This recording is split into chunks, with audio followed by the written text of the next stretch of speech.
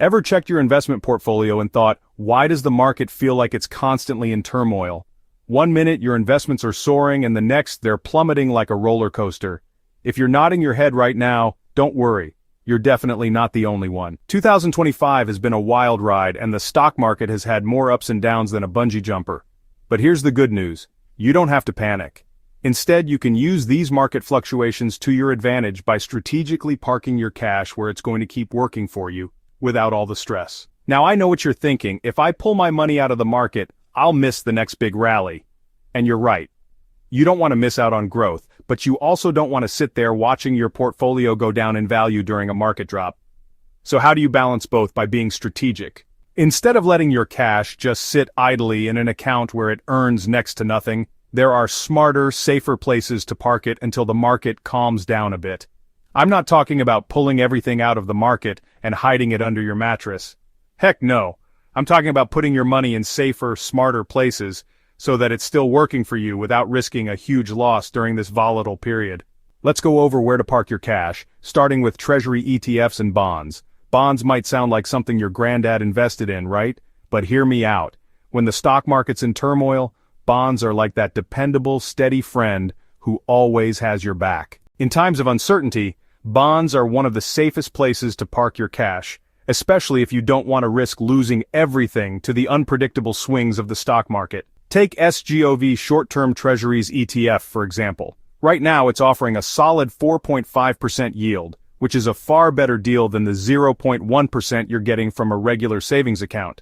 Plus, it's low risk because it focuses on the U.S. Treasury bills, which are considered one of the safest investments. It's also taxable at the federal level, but tax-exempt at the state level, which is a nice bonus if you're in a high-tax state. Another great option, Spider Bloomberg 1 to 3 month T-bill ETF, also known as BIL. This fund focuses on the U.S. Treasury bills with maturities ranging from 1 to 3 months, and it's giving a 5.0% yield. So if you want something that's super safe but still getting you some decent returns, this is a great choice. Here's why Treasury ETFs are a great play. They're extremely liquid, so you can easily access your cash when you need it, but at the same time, they keep your money safe.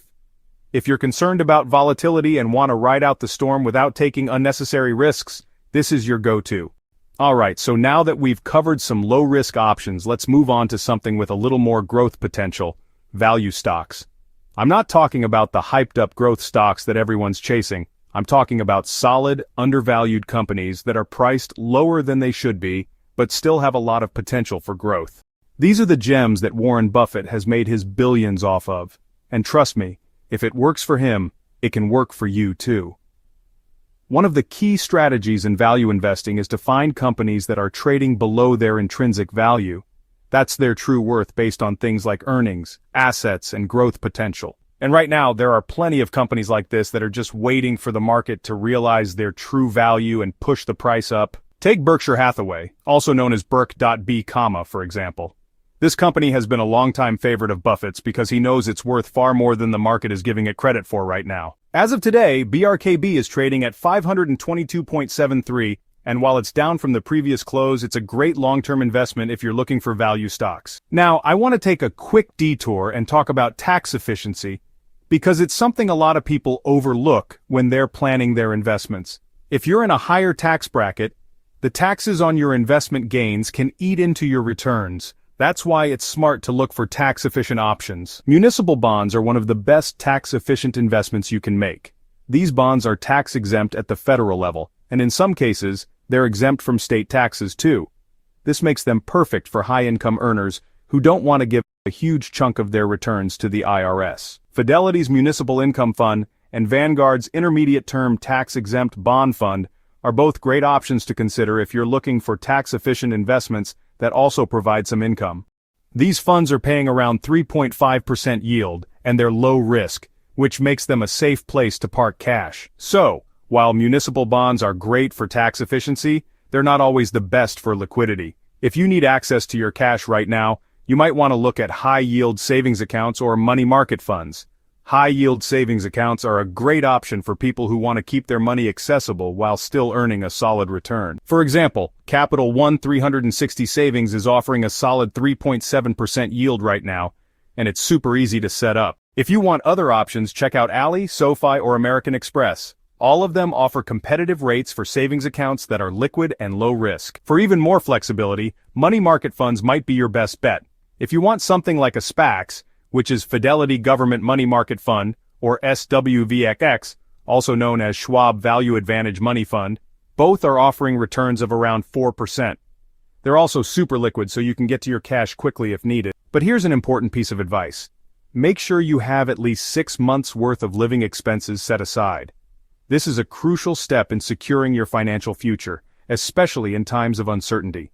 By having that safety net, you can avoid having to dip into your long-term investments if you face an emergency or unexpected financial hardship. It's all about giving yourself peace of mind and staying prepared for any bump. And here's something else you need to know. Taxable accounts versus tax-advantaged accounts. The difference is huge, especially when you're thinking about long-term growth. Taxable accounts are great because you can access your funds at any time, but you'll pay taxes on any gains. On the other hand, tax-advantaged accounts like IRAs and 401(k)s let your investments grow tax-deferred or tax-free depending on the account. For example, if you're contributing to a Roth IRA, your gains are completely tax-free when you take them out, as long as you follow the rules. So, when you're setting up your investment strategy, make sure you understand how each type of account works and use them to your advantage. Let's talk about something else that's crucial to understand. The tax cost ratio. The tax cost ratio is a measure of how much of your returns are eaten up by taxes. For example, a 1.61 tax cost ratio means that for every $1,000 you invested, $16.10 is lost to taxes over the course of a year. When you're looking at funds, especially actively managed funds, you want to be aware of their tax cost ratio because that can significantly affect your return. For instance, a typical large blend fund has posted an annualized return of 12.3% over the last decade.